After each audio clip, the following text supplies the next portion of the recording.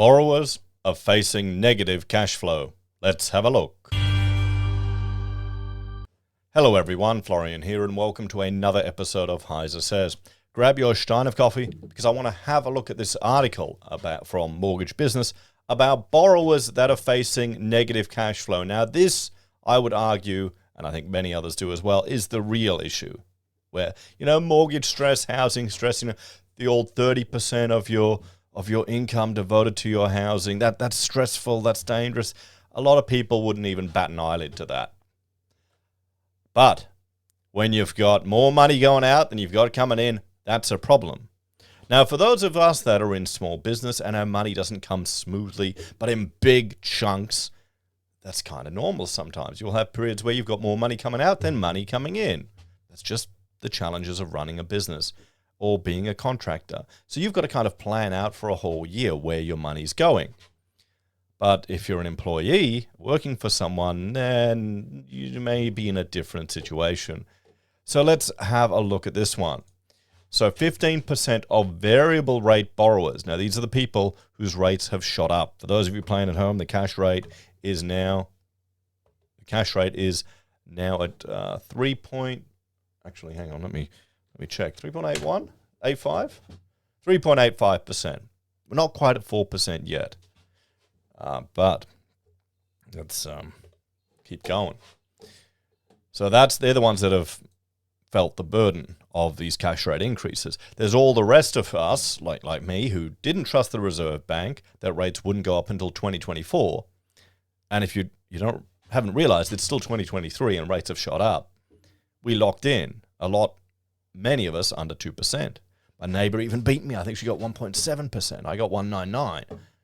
And it'll be 4 or 5 years. Some people are coming off that. And it's going to be a sting, the delta change in your repayments. But hopefully, most people are prepared for that. So, if variable rate borrowers do not adjust their spending habits, here we go. 15% of them will be in negative cash flow by the end of the year, according to the central bank. So that's what's going to happen. Right there. That is what's going to happen. Now, I just saw the negative cash flow title. RBA, and I thought, we have to talk about this one. But what will happen is people will adjust their spending. They'll adjust what they spend money on. I mean, we've all done it. You've all had periods where, I'm assuming you've had, I'm sure most of you had, I know I have, where you don't have enough money, something's fallen through, or you got to save, and you just cut back on the spending. You make adjustments to your quality of life. That's what people will do, and that will manifest in consumer confidence and retail spending. The central bank has noted that mortgage repayment pain is being felt by borrowers, but added that this tightening is necessary to curb persistent inflation. Speaking to the Senate Economics Legislation Committee on Wednesday, the governor of the Reserve Bank, Philip Lowe, and assistant governor of financial systems, Brad Jones, acknowledged the pain that rising rates are causing mortgages. Noting that the cash rate had risen 11 times in the past year, with economists expecting more to come, as the central bank works to bring inflation back down to its target range of 2 to 3%, Mr. Jones conceded that the lowest income earners are feeling more pain than higher income earners. Well, that's just sad reality of the situation, isn't it? You'd hope.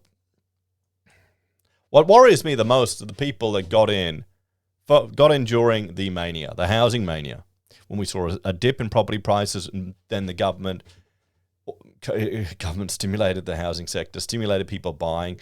They gave 2%. You needed a 2% deposit to buy a house. The government would guarantee your mortgage insurance. 2% is not very much. How is someone who's only been able to have enough free cash flow to put 2% aside going to handle huge repayment increases? Particularly if they're a single parent, like many of them are. In that situation, there was a special scheme set up for them.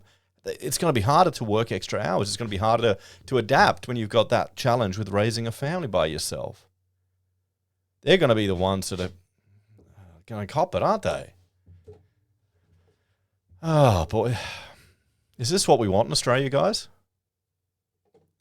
He explained that almost half of the borrowers in the lowest income quartile are now having to devote around a third of their income to mortgage payments, while those in the upper income quartile are devoting around 5%.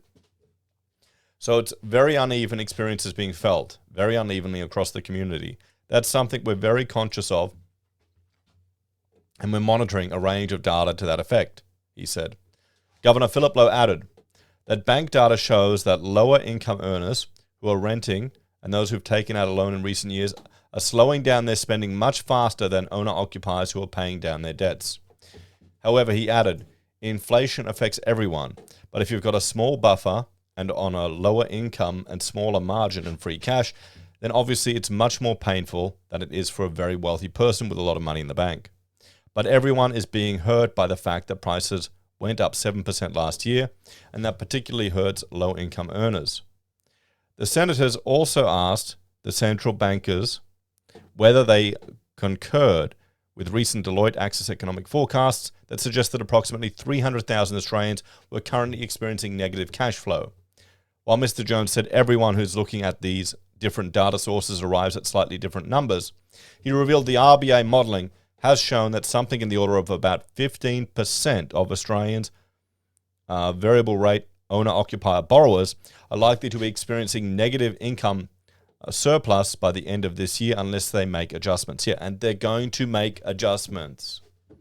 Now, we may get a biased view that every Australian out there is a drooling bloody imbecile that takes out shitloads of loan on afterpay and just pisses their money away on crap, because that's what the ABC just jumps onto. I mean, look at some of the idiots they feature in those articles, the stupid shit they spend their money on. They're not normal. They're a minority. The average, normal, sensible person like you and me is going to make changes to make sure you're not in the shits. Come on. I mean, how do you think I developed the taste for the bloody Aldi coffee, the instant coffee? Okay? When times were tough and we were cutting back spending, I drank the crap coffee. Now it's the only stuff I drink. I've got a $500 coffee machine sitting there that's got a pump and all these fandangle things. Could make a really good cappuccino. I've become a bogan. I like my instant. So there you go. You adapt. And that's what'll happen. So we just got to keep that in mind when we hear sob story sessions on the news. We're going to hear them. They will be there. I mean, don't get me wrong. I feel sorry for these people. It sucks. But, I mean, we've all been through hard times. You just got to deal with it. According to the assistant governor, the adjustments could include cutting back on some of the discretionary consumption or working more hours. Yeah, that's life. That's what you're going to do. Cutting back on discretionary items. What would I cut back now? Well, all the entertainment subscriptions. We've got Disney Plus, but then again, the kids paid for that out of their earnings. Well, I'm thinking back, we're pretty scant, to be honest. I don't really have that many subscriptions. I did want to buy a soundtrack for a game. Maybe I won't do that. But, you'll find things to cut back on. I mean, one example was we used to have a subscription to Adobe Photoshop and the whole suite of products that we were paying. And that was hundreds of dollars every month. I mean, this is a business expense, but still. And now I've moved to the whole Affinity suite of products, which is a one-off payment. $90 to get the software. It's finding ways to save money like that. So, anyway, if I just held everything constant, it's about 15% of variable rate owner-occupier borrowers by the end of the year who would likely have negative cash flow. But that presumes they don't make any adjustments to their living circumstances. I think the experience would tell us they will make some adjustments. Principally, they'll pull back on consumption. He continued, we know that inflation is a very regressive tax that hurts those on the lowest income the most. So if inflation were to increase further or at a faster rate than our forecasts, that is going to eat into the spare cash flows of Australian households more generally. Mr. Lowe said, this therefore underlines the central bank's commitment to hike rates and bring inflation down. Some people say, well, don't increase interest rates because it's hurting. But if that was our approach, inflation would stay higher for longer, which would mean higher interest rates, fewer jobs, and it would hurt lower income earners the most. So we've got to do what we've got to do to make sure prices aren't rising by 7% because it hurts people. Yeah, but all they're impacting is demand side inflation. They've got no way to impact supply side. I guess slightly with regards to the impact the cash rate has on the exchange rate. It's all.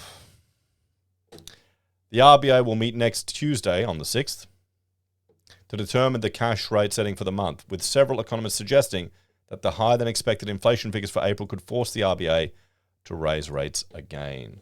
And you know what? Let's jump over here to the ASX rate tracker.